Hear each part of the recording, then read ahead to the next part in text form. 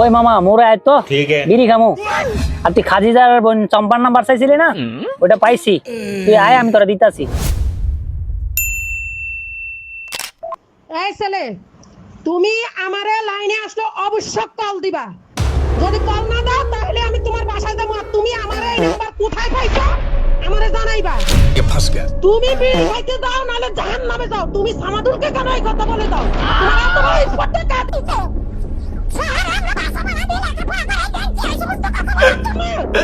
তোমার এত বড় স্পর্ধা কার দিতে বেয়াদব?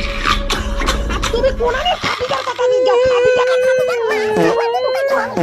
বাচ্চা আমার ছেলের স্কুলে পাঠাই পড়তে, এই খাদিজা মাদিজার নাম্বারে কথা বলার জন্য না।